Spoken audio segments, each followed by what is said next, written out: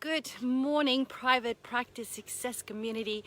Garamala here, coming to you out of breath. Just come up that hill, 3/4 of a way through my morning run.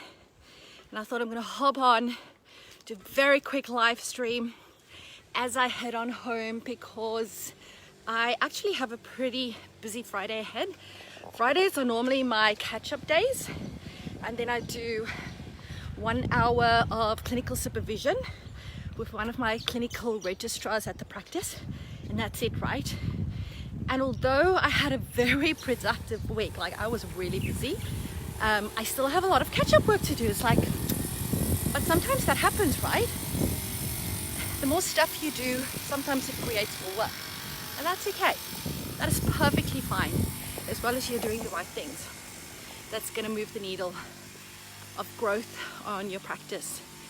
So I wanted to hop on and first and foremost just give you a quick reminder, 2 quick reminders. First one is that doors to my brand new program that I've never ran before, I actually have 2 brand new ones, called Introducing Online Groups to your service offering within your practice. Doors to that close on Sunday because we kick off on Tuesday. We start module 1 and I'm taking you through the 5 steps that I use to run online groups. So if you ever thought about doing therapeutic groups, psychoeducational groups, or self-study groups as part of your service offering in your private practice, then be sure to hop onto my website, garamala.com.au/online group programs. And you will get that there, all the details to sign up. And there's a very, what's the word? I don't know, like helpful, payment plan. It's gonna make it easy for you to say yes. The other reminder is that, of course, my other brand new program is the Hot Seat Sessions Mini Mastermind. I'm super excited about this one. Last week, was it Tuesday or Monday? I can't remember now. I was speaking to my mentor because I obviously believe in practicing what I preach. Hey, Ash. And I spoke to her and I told her about my idea that I'm going to run these programs. And she asked me how much you're going to charge. And I told her, and she went quiet. And she went, okay. And I know her very well. It's like, you don't approve, do you? You know, it's her job to make sure that I don't undercharge, just like it's my job. And just like I always make sure that you guys don't undercharge. But the thing is, and I most certainly am undercharging for the hot seat sessions, but it was my goal to offer this opportunity to, I think my ideal number is 8. If I have to push it, it can be 10, but definitely no more than 10 private practice owners that really, really, really need my mentoring, my coaching, and my support to help them not only survive, but thrive through COVID-19. And obviously, with these type of programs, there's a lot of my time involved, right? And normally when there's a lot of time involved, when there's a lot of me really giving you individualized input, that's when I charge more, right? It's like high touch versus low touch is normally cheaper programs. So there's most certainly a high touch 6 weeks with me. There's also a closed Facebook group. So yes, what I will say is you will never ever get 6 weeks of mentoring and coaching with me again at this price. So places are starting to fill up. We've got a few people in already. It's going to be weekly hot seats. We don't have exact dates and times. What I'm going to do, everybody that is in the group, doors to the Facebook group for support opens on Sunday. Everybody that's in that group by Monday, we will then decide what day and time suits the people that's already in. So if you join after Monday, you'll just have to fall in with whatever day and time we come up with. And because it is a high touch, high level program, although I'm undercharging, I'm very flexible with my time. I don't mind if it's on a Saturday or Sunday. I don't mind if it's after hours, early in the morning. It's really going to be what is suitable to the majority of the group, right? So if you know that you've previously thought about potentially working with me one-to-one, but something got in the way, I don't know. A lot of the time it's just our own internal dialogue, our excuses that we make for why we can't do these things. And and sometimes it's stuff like, I'm not big enough to work with you, Gerda. Like, bullshit. I don't care if you're a solo practitioner that's only been in private practice for 2 months. You can work with me, right? There's no exclusion criteria other than hopefully you're a nice person. That's all I want, right? I don't want to work with dickheads. So as long as you're not a dickhead, I'm happy to work with you. So if you're unsure, you want more information, check out my website. It is gerdamala.com.au/hot seat sessions and you'll get that there. Otherwise, just email me or just direct message me here on Facebook if you've got any questions that will assist you in making a decision. But please be mindful, it's limited numbers, and when places are filled, right? Hello. So I'd love to support you because this is such a stressful time, right? Everybody's stressed. I'm yet to speak to a group practice owner or solo practitioner that's not stressed. And they all are stressed. Stressed. Maybe I need to stretch. They're all stressed because all our circumstances are different. We've got different responsibilities, different pressures.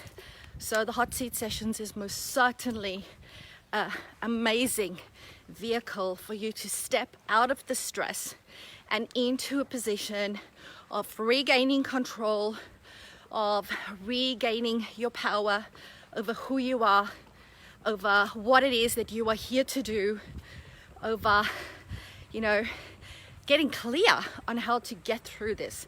So the name says it all, right? Hot seat sessions. It's like you're coming with the stuff that's bothering you the most, your challenges. Geez, we've got traffic here this morning. There we go, and another car, hello. Normally it's so quiet. It's like it's a peak hour. There's been 3 cars on my morning walk. Anyway, yes, hot seat sessions. It's not where you come and brag about how awesome you are. It's like supervision, right? But just from a business perspective, where you come, you lay it all bare. You go, oh my goodness, I'm struggling with this. What do I need to do, Gerda? And I'm going to tell you, right? And you can take everything and implement it. You can take what works for you. Doesn't matter. It's just going to be problem solving the whole time. This is my issue. This is my problem. What do I need to do? What would you do, Gerda? That's what it's going to be all about. So, and you guys do know that I don't hold back. I will tell you exactly as I see it. I will tell you exactly what I would do if it was my private practice. So that's what you're going to get. You love my peak hour. Thanks, Vanessa. Thanks. Yeah. It's like, geez, where did all these people come from? Like the houses here where I'm walking, they all have these fancy names, right? I'm not going to say it because once something's on the internet, it's on the internet, and I don't want to upset my future neighbors. So, but there's all these fancy names, right? And so I told my husband, so obviously once we've built our house, we need to come up with a name for our house, right? We need to fit in. And then we were thinking, okay, what name will we give our house? And the first thing that popped into our heads, like I said it actually, and he went, hell yes, was a South African word called plaasjappie. Plaasjappie. So plaasjappie refers to somebody that's from the farm, right? So if you in South Africa came into the big cities, into the big smoke from the rural and remote areas, you would be called a plaasjapie, right? And then I went, okay, but people aren't going to know what's a plaasjapie. So we need to now figure out what's going to be an English word for plaasjapie. And I said, hillbillies. And I'm thinking, oh my goodness, hillbillies is actually so appropriate, right?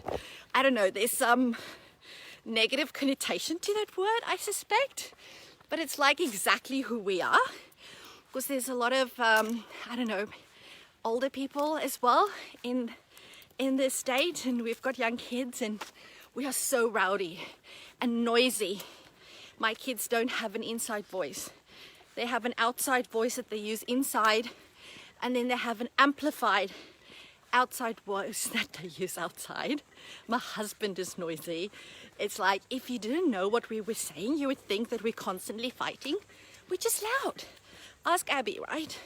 So back in Brisbane, Abby worked at my house with us. We are so loud, over the top. It's like, yeah, we're hillbillies. We're plaasjapies. That's who we are. That's going to be the name of the house. Okay, we might still change our mind, but for now, that's what it is. So, yes. Anyhow, I'm going to go. I'm going to love and leave you. Thank you so much for those of you that did join me live. I am like 15, 20 more minutes from home. So I'm going to amp up the music back on. I'm going to start running. I'm going to get stuck into my day. And Vanessa, please know I'm thinking of you and your puppy dog. Sending much love. Ness says, I don't really see you as a hillbilly. Have a great day. Yes, it's just how we feel, I guess, and how we see ourselves, because we grew up like in a very small town called Dispatch, and the name comes from the train station where they dispatched goods from. So the train line basically divided the town between, uptown and downtown, and both me and my husband also lived downtown, and on acreages with horses and pigs and clean stables and all of that type of stuff. That's how I paid for my horse riding lessons, by cleaning stables. As a young child, I would do it like the whole day. Every Saturday and Sunday I would clean stables. Not on our own acreage, that was before we had our own horses. I would clean stables the whole Saturday and Sunday, and then at 3 o'clock I would have an hour's lesson, and that was how I got paid. And I loved every second of it. It was my absolute life. So yeah, feel like a bit of a hillbilly. But thanks for saying that, Vanessa. All right, everybody, have an amazing day. I'll speak to you soon. And remember, as always, all you need to do is say yes to your very own ultimate level 5 private practice. Bye for now.